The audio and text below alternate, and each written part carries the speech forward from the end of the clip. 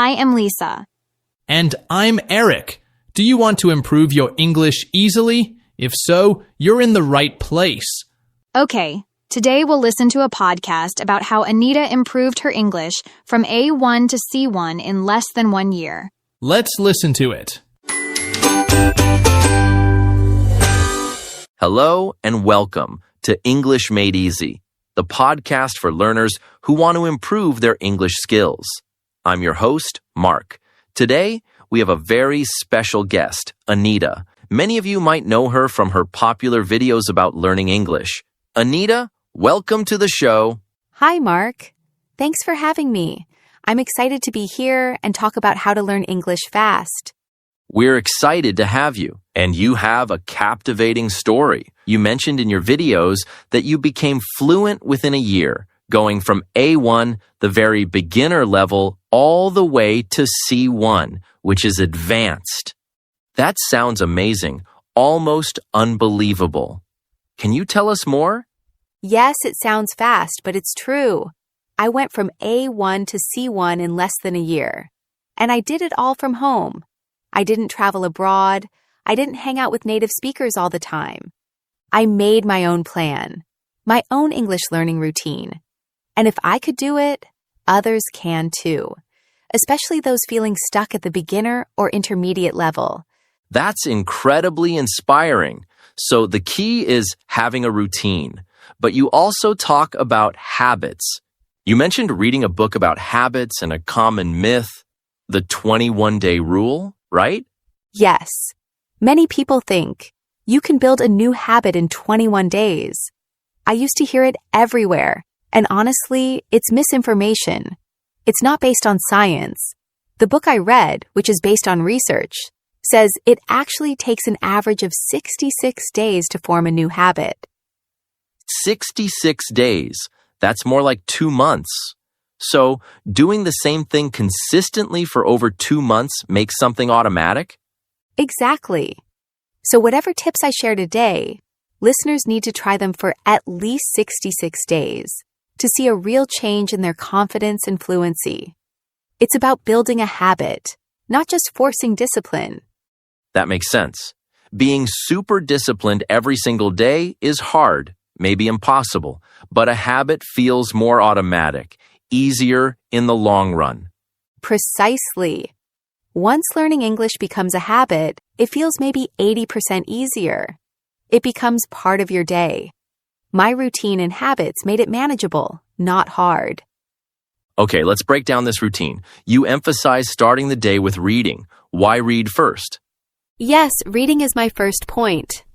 A daily reading habit. Not just regular, but every day. For people who are past the absolute beginner stage, I suggest aiming for about 30 minutes of reading each morning. Maybe 20 pages of a book. 30 minutes or 20 pages, non-negotiable for 66 days? What did you read? If a newspaper isn't easy to get, grab any English book you like.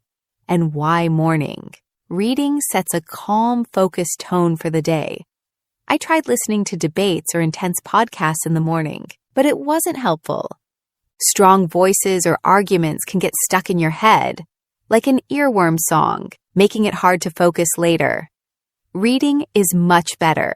And what about beginners who find reading difficult? For complete beginners, reading might be too difficult alone. I suggest starting with audio resources like audiobooks. Or, even better, combine listening and reading. Listen to an audiobook while reading the same book. This connects the sound with the words. Great tip. Okay, after reading comes listening. You said that listening is the most important contribution to your fluency. It really does. Listening is super important. I recommend at least 30 minutes of focused listening every single day. Again, non-negotiable. 30 minutes daily. How should learners spend that time? And when? You said not in the morning. Right. Listening fits better in the middle of the day, maybe during a break or at night. You can split the 30 minutes, maybe 15 minutes on something useful for your work or daily conversations. Spend the other 15 minutes on something new that interests you. Maybe health, science, world news, or hobbies. Diversify your topics. Diversify. Listen to different things. Good idea. I've never thought about the psychological impact of when we do certain activities. Yes, nighttime listening is powerful, just before bed. This might sound strange. Why make your brain work before sleep? But the benefits are huge. This night session should be very active. 15 to 20 minutes, maybe longer on weekends. Take notes. Try to remember what you heard. Okay, active listening at night. Got it. Reading, listening. What about writing? Many learners feel okay with reading and listening, but struggle to produce language. Many people think their writing is okay because they studied English in school.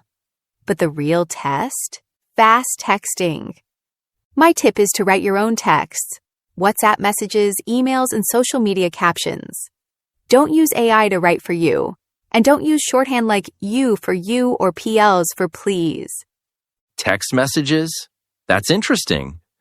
Try texting fast with someone or even an AI chatbot in English.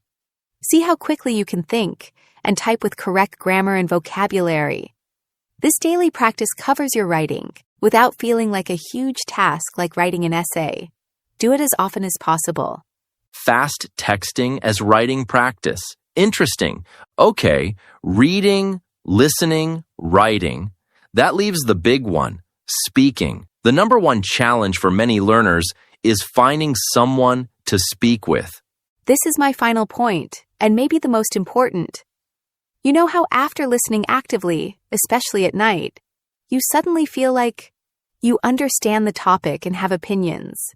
Maybe you listen to a debate about climate change, and after 10 minutes you start thinking, oh, I agree with that, or no, I disagree. Yes, I know that feeling. You got the ideas and vocabulary. Exactly. Listening gives you this power, this confidence to speak on the subject. My advice is, the moment you feel that power, speak. Don't wait for a partner. Don't kill that desire. Speak, but to whom? To yourself. Be your own speaking partner. Go to a quiet place, your balcony or a corner of your room, and just talk. Summarize the conversation you listened to.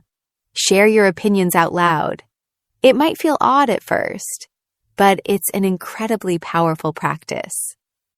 And you followed this routine consistently for a year? Yes, and the results were amazing. But here's what's important to understand. After about 60 days, it became a habit and automatic. Did you ever feel like giving up? Of course. Everyone has difficult days. But because it's a habit now, I made my routine a little shorter instead of skipping it. Much better than skipping at all. Absolutely. What about resources? Did you use specific apps or materials? I used many sources, free podcasts, YouTube videos, online newspapers, and library books. Not a special one. What would you say to someone who's tried many methods but still feels stuck at the intermediate level? First, be honest about your consistency. Many people try different methods, but don't use any of them long enough. Second, make sure you're practicing all skills, reading, listening, writing, and speaking. Many learners focus too much on passive learning. Okay, and finally, what would you say to help people who feel sad or not confident about their learning? Remember that fluency is built day by day. There's no magic method that will make you fluent overnight. But if you follow a consistent routine for 66 days, you'll be amazed at how much easier learning becomes. The most difficult thing is to make good habits, but after that, learning becomes faster and easier. Anita, this has been incredibly valuable. You've given our listeners a complete roadmap to fluency. Any final thoughts? Yes. Believe in yourself and your ability to learn. Anyone can become fluent with the right approach and consistency. If I could go from A1 to C1 in less than a year without leaving my country, you can too. Thank you so much for sharing your journey and methods with us today, Anita. I'm sure our listeners will find this incredibly helpful. It's been my pleasure, Mark. I hope your listeners try these methods and come back to share their success stories. And to our listeners, thank you for joining us today on our podcast. If you found this episode helpful, please like and subscribe to our channel. Until next time, happy learning. What do you think about the podcast, Eric? It was fascinating. It is a real story, isn't it? Yes, it is a real story.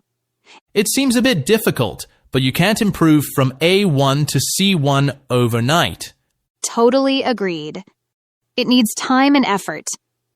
All right, let's start our podcast. So, can you tell us what the words are today, Eric? The first word today is captivating. Then we will continue with hang out and to combine. Then to diversify. And the final one is to be based on something.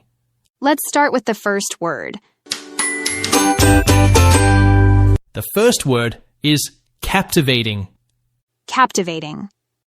Captivating is an adjective. When something is captivating, it means it is very interesting and holds your attention completely. You want to keep looking at it or listening to it. Oh, like when you read a really good book and you just can't put it down. That book is captivating. Exactly. Here's an example. The magic show was captivating. The children watched without making a sound. This means the magic show was so interesting that the children were completely focused on it. That's a great example. Here's another one. She has a captivating smile that makes everyone feel happy. This means her smile is very attractive and interesting, and it gets people's attention in a nice way. Perfect. You usually put captivating before the noun it describes, like captivating magic show or captivating smile. So, captivating is something more than just interesting. It really grabs your attention and keeps it. Okay, well, now let's move on to our next word. The next word is hang out. Hang out.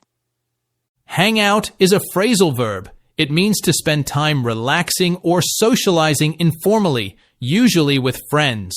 You're not doing anything very specific, just enjoying time together. Yeah, like when you meet your friends at a cafe just to chat, or maybe you go to someone's house to listen to music or watch a movie. That's hanging out. That's right. Here's an example. The kids often hang out at the shopping mall after school. This simply means they spend their free time together at the mall in a relaxed way. Good one. Here's another. I don't have any plans tonight. I'll probably just hang out with my brother at home. This means I plan to spend a relaxed evening at home with my brother, maybe watching TV or talking. Okay, let's look at how we typically use hang out in conversation. It's quite informal, isn't it, Eric? Yes, very informal. You use it with friends or family.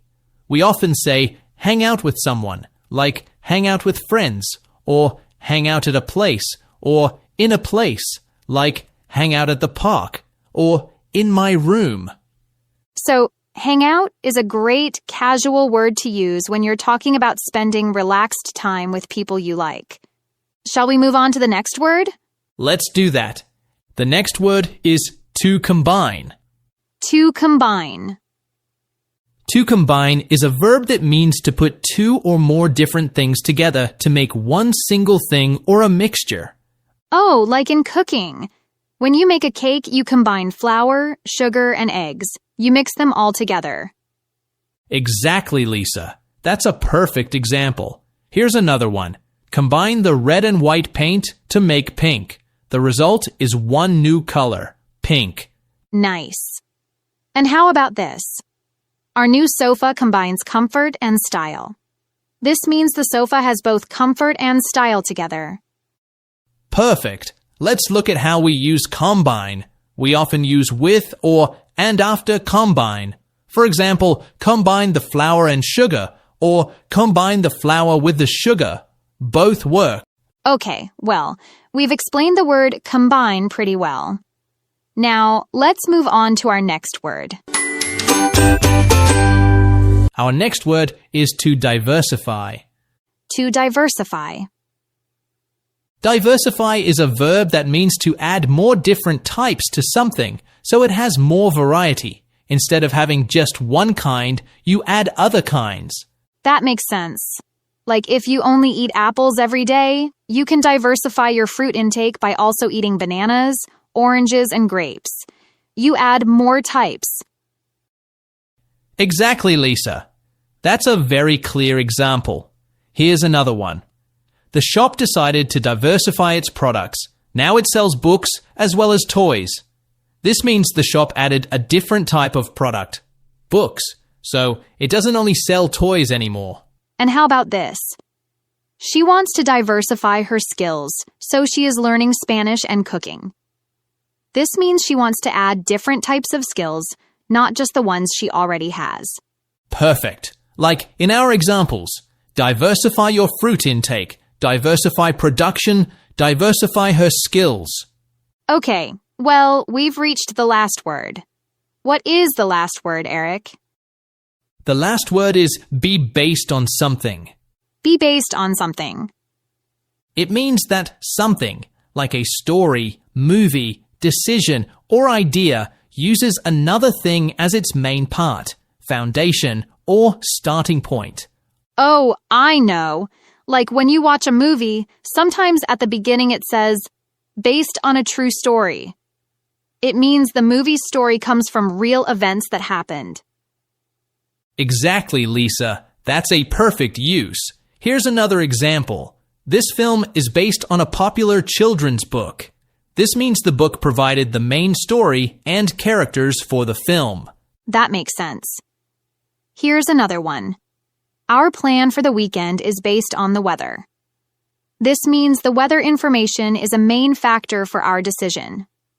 Good example. Let's have a look at how we use this word grammatically. Be based on plus something or doing something, so it can be based on traffic or when the meeting ends. And you can also say something is based on doing something. For example, my decision was based on finding a cheaper ticket.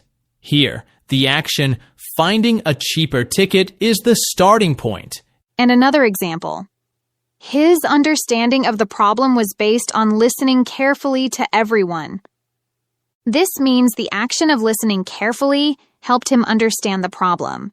It was the foundation for his understanding. Exactly. So the word is quite flexible. You can use it with a noun or with an ing action, based on listening carefully. Okay, well, we've explained the word to be based on something pretty well, including its different uses. Wow, that was 5 great words and words today. Captivating, to hang out, to combine, to diversify, and to be based on something. That's right. We hope you found this helpful. Practice using them this week. Yes, try to make your own sentences. Thanks for listening to Simply Explained English. Join us next time for more English learning. Goodbye. Bye, everyone. I am Lisa. And I'm Eric. Okay, today we'll listen to a podcast about how Louis became fluent in English on his own. Let's listen to it. Hello, everyone. Welcome to our podcast. I'm your host, Mark. Today, we have a very special guest. He learned English fluently without living in an English-speaking country. Please welcome Louis. Hi, Louis. Thanks for joining us. Hi, Mark. Thanks for having me. It's great to be here and share my story with your listeners. Louis, your video about learning English on your own is really popular. Many of our listeners want to learn English, but don't live in the US or UK. Can you tell us a bit about your background? I was born and raised in Tahiti, in French Polynesia. It's a small island in the Pacific Ocean. Here, people speak French or Tahitian. Almost nobody speaks English. So, English wasn't part of your daily life growing up? Not at all. I learned English in school for 7 years, like most people in the French system. But honestly, after 7 years, I couldn't really speak English well. I couldn't have a real conversation. Watching TV shows in English was very difficult too. Many learners feel that way about school lessons. They learn grammar, but real communication is hard. When did you understand English wasn't good enough? A couple of times. Once, I was studying in Switzerland. I met some exchange students, one British guy and one Irish guy. They were talking on a train. It was noisy and they spoke fast. I couldn't understand them well when they tried to talk to me. I felt bad because I had studied English for so long. That sounds frustrating. It was. Another time, I tried watching the movie The Hunger Games without subtitles. I ended up understanding very little. That's when I knew I needed to do something different. School wasn't enough. I needed much more practice. So, what did you do? In your video, you talk about specific strategies. Let's start with the first one you mentioned, repetitive listening. What is that?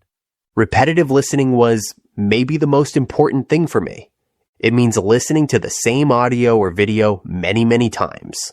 For example, I really like some podcasts like Joe Rogan or Tim Ferriss. Were they easy to understand? No, not at first, especially Joe Rogan.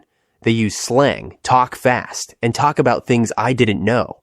It was quite difficult for a non-native speaker, but I was interested in the conversations, so I listened to the same episodes again and again, over many days, weeks. Why did repeatedly listening help so much? Because repetition is key in language learning. When you hear the same words, the same grammar, the same pronunciation patterns over and over, your brain starts to recognize and learn them. It becomes automatic. It wasn't really an intentional study method at first. I just did it because I enjoyed the content. But then, I realized how powerful it was. So, listeners could rewatch favorite YouTube videos or listen to podcast episodes they like multiple times? Exactly. Choose something you find interesting. Listen again and again. You'll understand more each time. It helps build your listening skills and vocabulary naturally. That's great advice. Okay, what was the second strategy you used? You called it making the switch. Yes, making the switch. This means I changed my life to include as much English as possible. I tried to live as if I were in an English-speaking country, even though I was in Tahiti or Switzerland. How did you do that? What kind of changes did you make? I changed my phone language to English. I changed my computer language to English. When I searched for information on Google, I used English words. I started reading websites and news only in English. I watched movies and listened to music only in English. Wow, that sounds like a big commitment. It was. I tried to surround myself with English all the time. I even started trying to think in English. It helped me make an English environment, an English bubble around me. You also pointed out that getting really fluent takes a lot of time, maybe thousands of hours.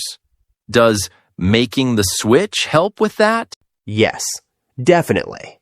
Learning a language takes time, many hours, maybe hundreds of hours to be conversational, but thousands of hours for high fluency.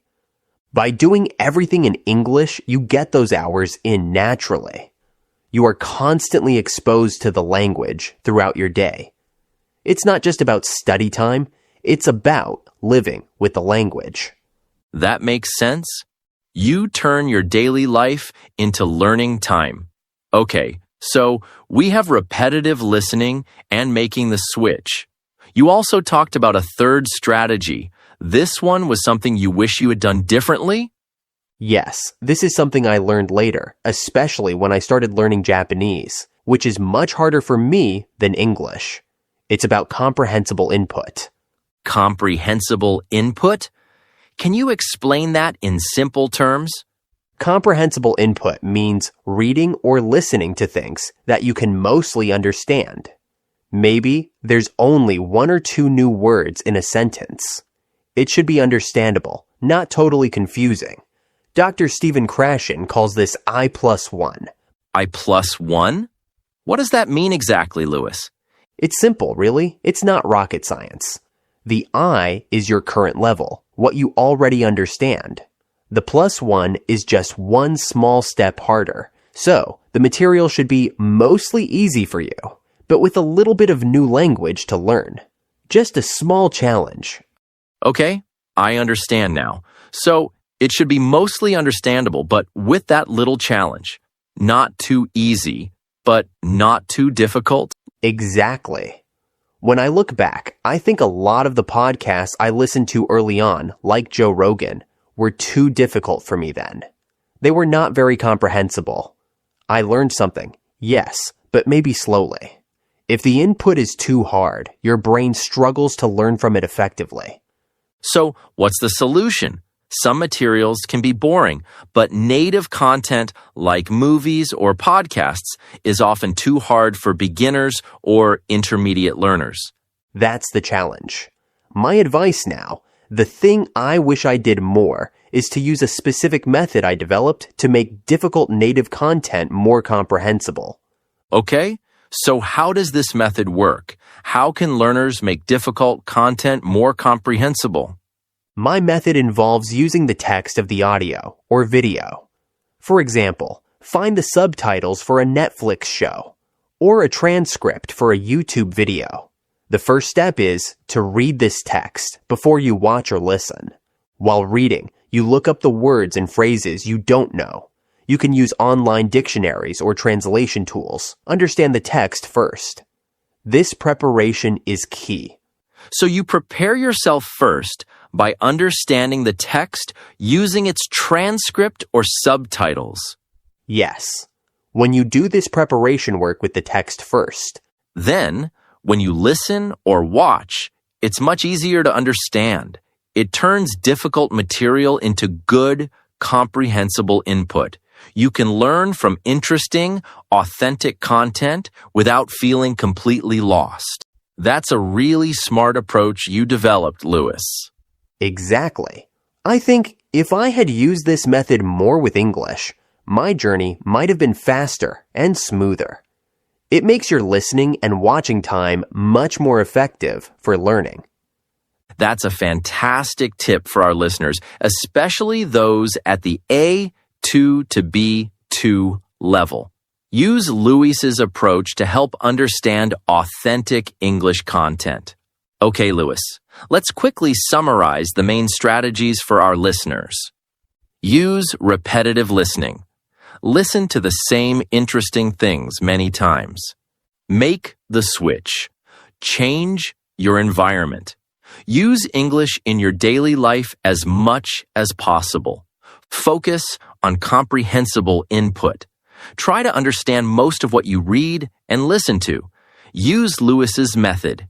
Read transcripts or subtitles first, look up unknown words, and then watch or listen to make native content more understandable. That's a good summary, Mark. It's about getting lots of input, repeating it, making your life English focused, and making sure you understand enough to learn effectively. Your journey is proof that it's possible to learn English well, even without living abroad. Do you have any final advice for English learners listening today? Yes. Be patient with yourself. Learning takes time. Find materials that you genuinely enjoy. Movies, music, podcasts, books about your hobbies. If you enjoy it, you will stick with it. And be consistent. Try to do something in English every day, even if it's just for 15 minutes. Wonderful advice. Thank you so much for sharing your experience and strategies with us today, Lewis. It was very insightful. Thank you for having me, Mark. It was a pleasure. Good luck to all the listeners with their English learning. And thank you all for listening to our podcast. Keep learning, and we'll see you next time. Wow, it was an interesting podcast. I liked it. How did you find the podcast, Eric? It was interesting. I found the idea of listening to something many times very interesting, and I believe it's very useful. You can improve your listening very effectively. I agree. What about I+1? It is very important for consistency because the materials you read won't make you bored, so you can keep studying consistently. Yeah, I hope our listeners like the podcast. I hope so, Lisa. All right, let's start our podcast. What are the words today, Eric? The first word today is intentional. Then we will continue with end up and point out. Then I wish. And the final one is it's not rocket science. Let's start with the first word. The first word we have for you is intentional. Intentional. Yes, intentional, an adjective. We use it to describe something that is done on purpose. It means you planned it. It wasn't an accident or a mistake. Like if I say, he broke the window, but it wasn't intentional. That means it was an accident. Right. And if it was intentional, then he broke it on purpose. He chose to do it. Okay, here's another one. Leaving the door unlocked was not intentional, it was just a mistake. This means the person didn't plan to leave the door unlocked. They probably forgot or didn't check it properly. Sure. Her comment was intentional. She wanted to hurt his feelings. So it wasn't just a joke or a random thing. She planned it. Yes, Lisa. Okay, well, I think now our followers understand the word intentional better. Now let's move on to our next word. The next word is end up. End up.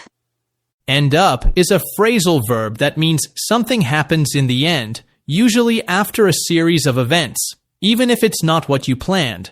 So it's like the final result of something? Exactly. For example, we got lost and ended up in a small village. We didn't plan to go there, but that's where we arrived. Got it. So it's often used when the final result is a bit unexpected? Yes. Another example. I studied art, but I ended up working in marketing. So maybe they didn't plan to work in marketing, but that's how things happened. That's right. And here's a fun one. We wanted to go out for dinner, but we ended up ordering pizza at home. Plans change, and you just end up doing something else.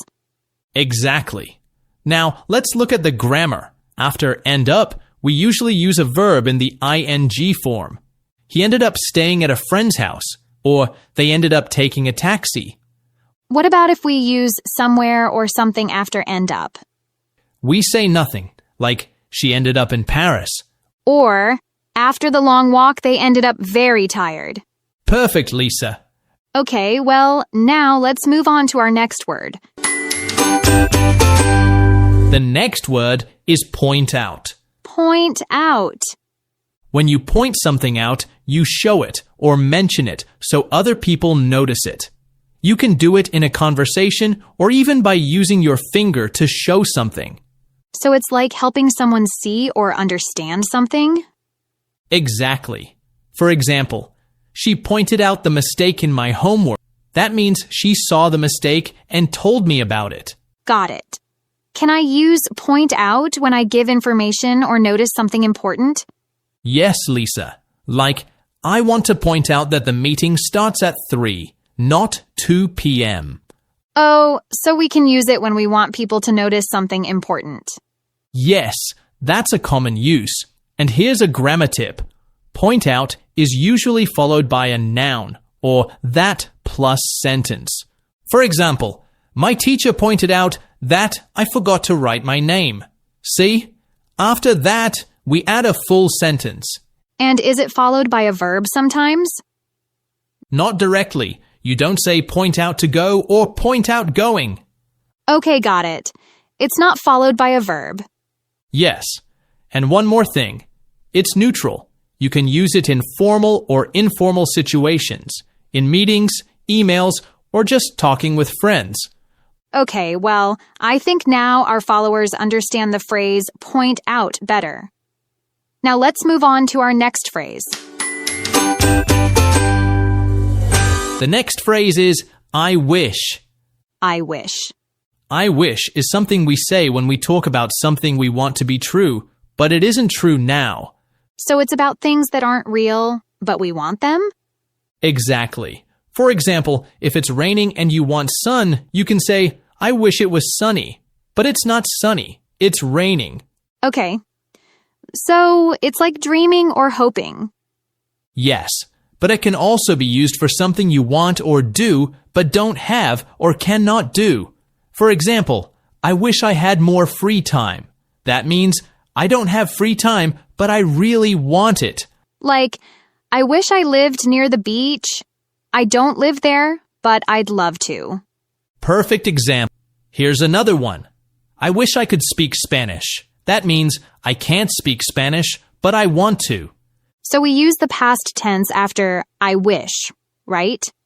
Yes, that's a good point. Even when we talk about now, we use the past form. Like, I wish I was taller. I'm not taller, but I want to be. That's a little strange, using the past for now. It is, but it's how we show that something isn't real. It's like we're imagining. I wish is often used for things that are impossible or very unlikely. Okay, well, we've reached the last word today. What is the last word, Eric? The next phrase is, it's not rocket science. It's not rocket science. When we say, it's not rocket science, we mean that something is not very difficult or complicated to understand or do. So it's a way of saying something is easy? Yes, but it's often used when someone is making something seem more difficult than it really is. For example, making pasta is not rocket science. You just need to boil water and follow the instructions on the package. I see. So rocket science is considered very complex. Correct, Lisa. Rocket science is extremely complicated, as you know. Can you give us another example of how to use it? Sure. Setting up this new phone isn't rocket science. Just follow the steps on the screen. Or learning to use this app isn't rocket science. You'll figure it out quickly. Is this something we use in formal situations? It's more commonly used in casual or informal conversations. It's not proper to use it in a formal business meeting or academic paper. And sometimes you can also hear variations like, this isn't rocket science, or that wasn't rocket science. I think I understand now. It's a colorful way to tell someone that they shouldn't find something too difficult. It can also be a bit humorous or slightly sarcastic sometimes. Okay, well, we've explained 5 great words today. Intentional, end up, point out, I wish, and it's not rocket science. That's right. We hope you found this helpful. Practice using them this week. Yes, try to make your own sentences. Thanks for listening to Simply Explained English. Join us next time for more English learning. Goodbye. Bye, everyone.